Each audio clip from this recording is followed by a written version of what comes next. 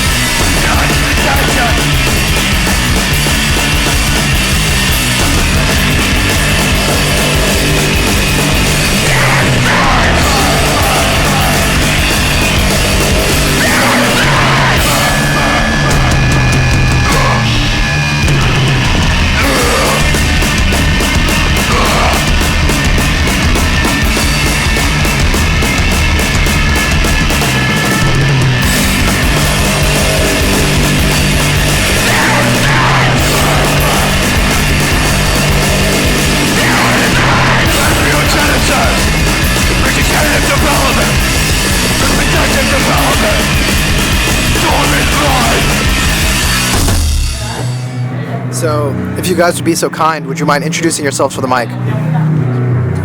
Stormcloud, play bass. Ghost, vocals. Mimic, guitar. TPP, drama. And the band that you guys play for is? Sadist. Yeah. And so, right now we're in Kuala Lumpur, Malaysia, where you guys are doing a Notafest show. Sichan is the dude who organizes these shows. How did your show here in Kuala Lumpur come about? Who got in touch with you? I got in contact with Sichan through Yep from Chromosome, who originally grew up here, and I was in Australia with Chromosome, Enzyme, and Piss Christ. And this is part of a larger Southeast Asian tour, right? Yeah, that's right. We've already done Singapore with Hafiz, who set that up there, Hafiz from Lubricant. We already did Malacca yesterday, which was a great fucking show, with Shair, set that up for us. And now we're here tonight, Kuala Lumpur. From here we go to Jakarta, Bandung, and Bali, and then to Australia to play a few shows, including playing with Deathside and Total Attack Fest. Had you guys ever been to Southeast Asia before? No, not as a band, and for most of us, not personally either. Has anyone been to Southeast Asia? Well, I got here about a month ago, and I traveled Vietnam, Cambodia, and Thailand just on a personal trip. Yeah. Met up with the guys, 4 nights ago? Yeah. They all flew in, yeah. And you came back? Yeah, no, I'm still here, yeah. Love it. Oh, so you'd been here the entire time, you didn't go back? I did not go back, okay. No, I've just been here, yeah. What is your take on the region? Like, have you seen much of the scene? Have you been to shows here? It seems like a strong scene. It seems like people are really excited about punk here and punk ideals. It's really encouraging to be here. Yeah, what I've noticed most is the presence of politics within the punk scene, and that's inspiring. They actually seem like they care. Like it's legit, it's real. It's it's not just like a social event for them, it's their life. So that's really important, it's really cool. A lot of the guys that will be here tonight are guys who might actually have been arrested a year ago or 2 years ago just for being at a show. So this is a part of the world where people kind of don't have the luxury of avoiding politics. It just kind of like pulls us in, So yeah, that's awesome. So let's talk about Sadist, because I tried to find some info about your band and found absolutely nothing. That's how we like it. You guys are based in Boston, right? We're based out of Boston, Ghost runs a shop in New York. Yeah, That's it, yeah. That's true. And we're a little more spread out. Mimic is in New Hampshire, but we're based out of Boston. How long have you guys been around? 3 years. Since 2014? 31 years, sir. Yeah, planet Earth. Who knows where before? Well, let's you guys getting together. Well, the band originally started as a three-piece, Ghost, Stormcloud, TPP. Mimic joined up about a year ago now. 2 years now, right? 2 years now? Yeah. Okay. I can't remember years. Yeah, we started as a three-piece about 3 years ago. I don't know, just for something to do, I guess. Yeah, it was pretty much a fuck around project that has done much more than we expected it to do. Yeah. Well, there's a story about a shack in New Hampshire. Yeah, I used to live on this like biker town on the beach in New Hampshire, and I went MIA for like almost 2 years. I disappeared for a little bit, and they all came up. We went out partying, and I had the shed mill in my backyard as my practice space. So it was a little shack, and that's where the first practice was. The shed mill, yeah. Were you guys just friends who decided to start a band together? Or was there like a purpose to you guys getting together? I think we intentionally wanted it to be people that we like really could fuck around with. I think it was the intention was to be like the most reckless people that we could find and put together, and that's kind of where we've been so far. Except Mimic kind of pulls us together. Yeah, the three of us are a little bit older in the Boston scene, and we've all known each other for a long time, and that was an intentional decision. Just old friends doing this project together, and yeah, Mimic joined up about 2 years ago and kind of set us straight. All that being said, I think that there's plenty of direction and intention behind the project, and I think that comes through in the actual product itself. So I remember I was sitting in a room in Vancouver right before the band started, Vancouver, Canada, and seeing their old band on a flyer, and I was like, wait, there's no drummer in that band now. And I was like, wait, shit, I'm a drummer. I was like, should I drum in that band? And this band started. I mean, you guys call yourselves reckless, but you're in the middle of a Southeast Asian tour and you're playing Australia and you played Canada, so clearly it's working out for you guys. Amazingly. I know, I'm lucky if I do my laundry. It's amazing I'm here right now.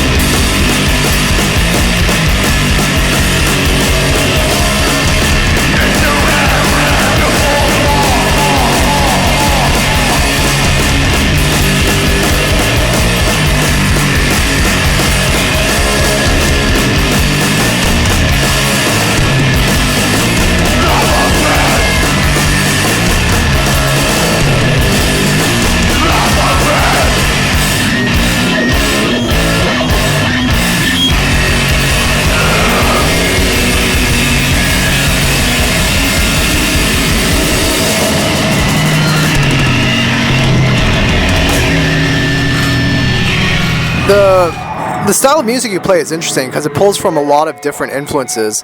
How would you describe what you do? Well, we've got a bit of a proto-industrial feel, which is intentional, and then we draw from a lot of Japanese hardcore and a lot of UK anarcho-punk. Kind of a combination of those things without ripping them off and creating something unique out of it. That's kind of the concept. If anybody wants to build on that. Yeah, I guess we never intended to sound like any particular style or any particular band. I think we have a range of influences, and I think that kind of comes across in our sound. So it's an amalgamation of what we really love. I was listening to the 7-inch on the way here, and maybe it's just like the lo-fi aspect of the recording, but like it reminded me a lot of early black metal. And not for nothing, you're wearing a Vaughn patch, so I don't think that's a coincidence. I mean, would you say that's fair? We get black metal comparisons a bit, and aside from the Vaughn patch that I'm wearing, I'm not really a big black metal fan.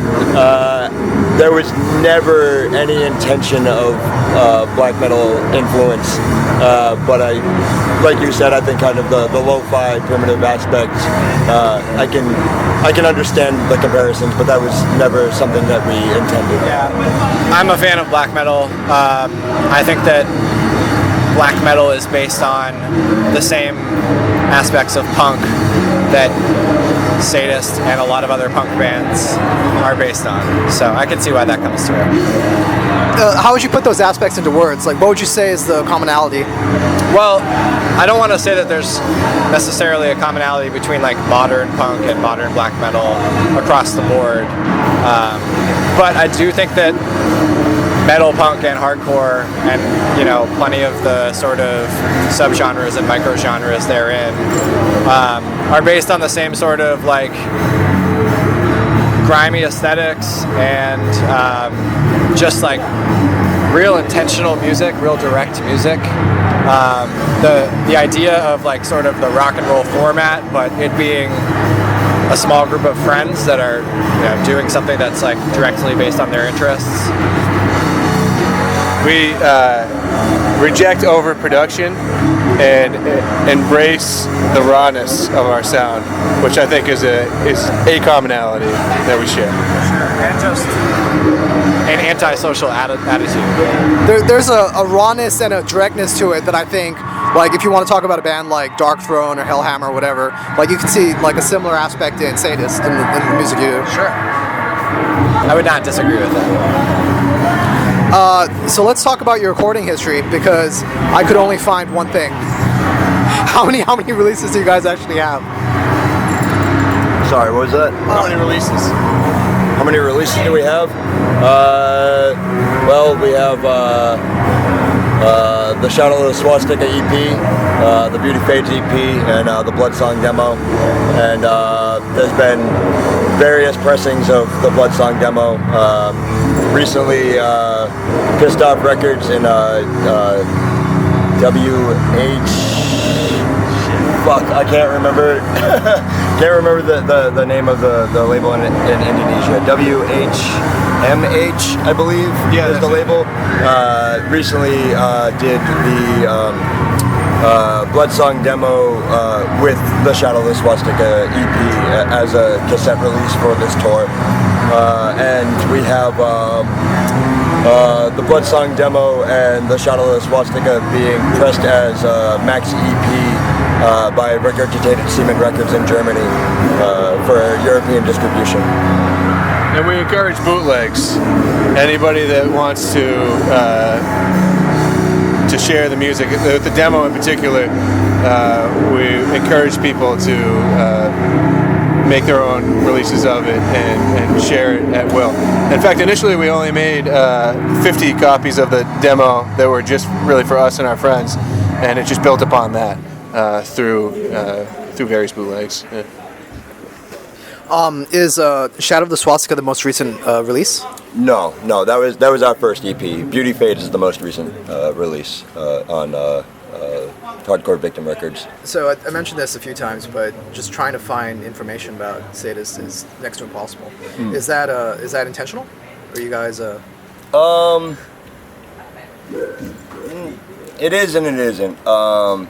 As I mentioned earlier, being a little bit older in the scene, I grew up in a culture of tape trading. I don't really care much for social media. We didn't want to make a band camp, or we made demo tapes. We gave them to our friends. Various small tape labels would make press runs for Canada, or now Southeast Asia, or even other cities in the U.S. And it was just kind of, I think I really appreciate punk in a tangible form, and I think in modern times that's kind of fading away, and you can have gigs where there aren't flyers anymore, and that's strange to me. I think a lot of it is just kind of the punk scene that I grew up in, and what I'm used to, and and it's just kind of it's what I know. So I'd say we reject the channels that cheapen a subculture that is very close to our hearts. Speaking personally, I don't buy into the Shroud of Mystery thing.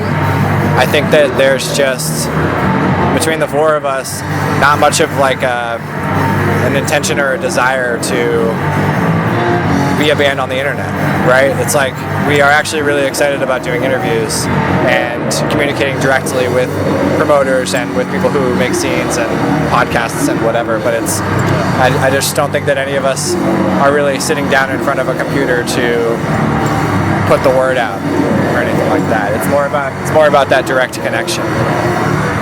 Plus we tour a lot, just like come out, well, you'll be there, so while sit in front of a computer, you can hang out with us. We're in Southeast Asia right now, so call me.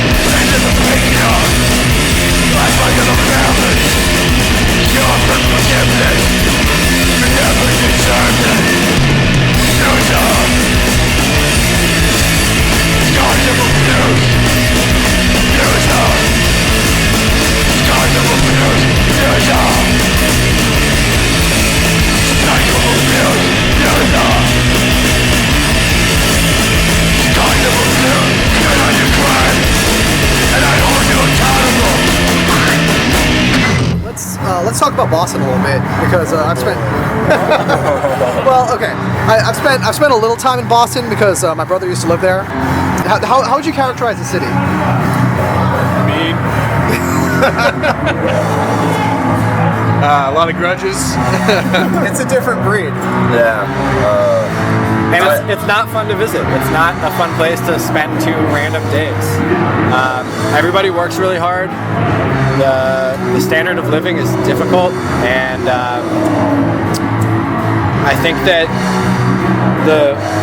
I know you're asking generally about the city, but I think that the reason there is such a strong music scene is because it's so mean, because it's so difficult, and it's just a really hard-working culture. And I think that unintentionally the bands motivate each other to work hard and to write good music and get the, just be a present band. It's a hard city that makes hard music. So, yeah, I don't know, I was born there and stuff. It changed a lot. Boston's changed significantly over my lifetime of being back and forth from there, wherever else I've lived, And I think with the upcoming gentrification, rent rising, all that stuff, particularly recently, it has been at a high point. A lot of good people moved out of there because they couldn't afford to live there, and they wanted to have a real life. All live with 15 people, make $14 an hour, and be able to eat a real meal once a week. I think in general, it's a weird place, and the whole city's feeling the effects of just new industry coming in, and hopefully, I don't know, I don't know where it's gonna go from there. Is it fair to say that the scene is somewhat competitive? Yeah, that's a tough question for me. I don't know if it is. Yeah. I don't think that the scene's competitive. I think it's motivated, but I don't know if competitive is really how I would describe it. Yeah, see, nobody really blocks each other out or anything like that. If anything, in its own meat-headed way, that we support each other somehow. Yeah, and it's actually a very strong scene. Yeah, every band like a stern dad, to be from like a stern dad. All the bands for the main part get along. Why not? We're doing the same shit. Been doing it for years. So. What's the scene like now? Because the last I really knew about the Boston scene would be like Hydra Head and ISIS and bands like that. So what's the scene like now? I feel like in general in Boston, there's always a lot of good bands and not a lot of venues for them to play at. And I think currently Boston is in a bit of a crisis as far as venues due to a long history of the bars and clubs don't really get along with the punks, and the punks don't really get along with the bars and clubs, and economic growth is affecting the amount of DIY spaces. Yeah, the city in a lot of ways suppress the culture of DIY punk. Intentionally, or is it just a? I think in part they don't give a shit about the punks. It's just. It's the trickle down effect, right? Of a lot of business and economic growth, and just not as much space for middle class residents, lower middle class residents. And who's gonna pay $3,000 to destroy their house? I remember like 12 years ago, rent was $1,000 for 4 bedrooms. We could chainsaw down the kitchen cabinets if we wanted to. Who the hell cared? We didn't know what money was. We were 20 years old.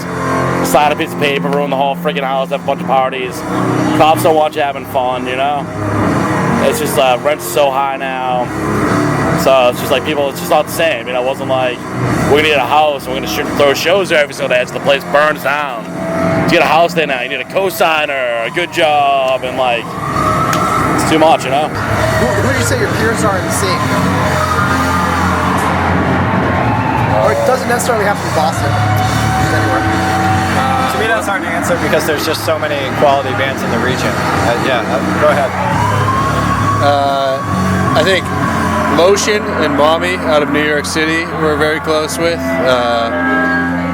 I think we all are big fans of Savage Heads, and I'm trying to think of other good Boston bands off the top of my head. I mean, there's so many, but I'm trying to think of the gems. Do we got anything? My preferred question would be what bands do you like, not what bands do you like. Well, a new band that I love is Disagawa. I think we're all on the same page there. There's a camp that includes Savage Heads and included Blood Crow Butcher, and those projects are really fucking awesome. I don't know. Someone else? Yeah, Disagawa. They're all young kids. They're some 17-year-old chicks singing. They're cool. I'm saying the young kids. They're cool. They're all nice young kids. They're all punk rockers too, which is you don't see that often anymore. They're all real punks. They're all good kids. They're all really funny. They write good music. So I'd say as far as Boston, upcoming younger bands, they rip anything that involves Eric DeVoe. I support 100 million %. Sacred Right? Subversive Right. Subversive Right, yeah. Like they're great. They're a brand new project that I think everybody likes a lot. Urchin's really awesome too. Cinderblock and Purgatory. Cinderblock and Purgatory. Anasazi, all the friends and supporters of ours. Friends at Sazi from New York City. Definitely worth checking out. Yeah, definitely. Too much good shit. Everything's great. I love everybody. I met someone from Indonesia last week, because I've been here before the band got here, just a little before ahead of time, who said that they think the strongest scene in the world right now is Boston, and they think that the Boston punk and hardcore scene right now is as important as UK 77 and 82. That's what they said. I don't know if I necessarily agree, but it's awfully flattering. Yeah. I was handing that man money. Just kidding around. That's a joke. Actually, I'd like to give those guys a shout out too. Mannequin out of Indonesia, an excellent band. They got a great message and they deliver it powerfully. Huge fan. Yeah.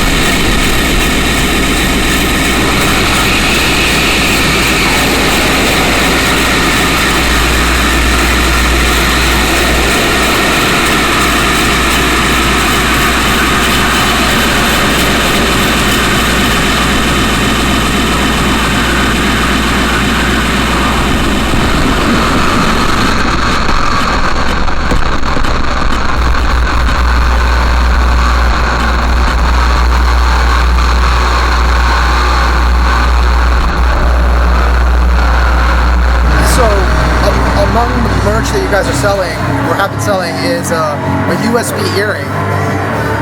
Whose idea was that? The USB earring gets brought up a lot. That was a concept that Alex Air from Lotion and myself came up with.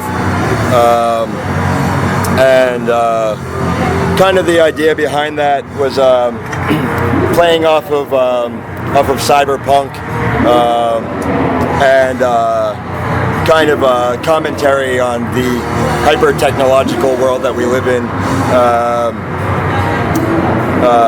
Yeah, that's about as much as I get to say about that, I guess. Are they still available? No. We made 100 of them, and they sold out very quickly. And we don't have any plans to do that again. So you guys will be going on soon. Is there anything you want to say to the kids who came out to see you guys, both in KL and the other parts of Southeast Asia? We're beyond thrilled at the level of excitement, and it's great to be in such a strong, supportive scene. Excellent. Yeah, thanks for coming out, guys. It's awesome. Never thought I'd ever come here. So this is amazing, and it's really, really cool, and it just feels great to be somewhere where everyone's supportive, and just everyone's been beyond awesome to us. Like, they rented us a house last night, and like everything's just been beyond amazing. It's really, really, really cool. So I'm really appreciative of it. The passion of the punks that we've met here is inspiring. Yeah, totally. Yeah. And what's next for you guys? The moon. We're playing the Punks 44 Fest in Stockholm, Sweden in June, and I think that's our next big step after this. So. One step in front of the other, man. We're not that organized. Yeah, I was gonna say Monday, but We do have some recordings in the works. Can't say much more about it, but we have been actively recording new material, so excited to put some new projects together towards the end of the year. And since you guys don't have social media or Bandcamp page, how can people find your stuff? Hopefully at record stores. Otherwise, I don't really know. Keep watching the skies. Yeah. I don't know. I was gonna quote the Grand Funk Railroad, but we don't need to go there, you know. I mean, honestly, if anyone was looking to do any sort of distribution in their area, or anyone was interested in doing any sort of releases or anything like that, they can always contact us. Would this be the time for me to drop my email address? suffocatingmadness@gmail.com. You can contact me directly, and we have. I think we have a pretty fair negotiation for how we like to spread our music. So.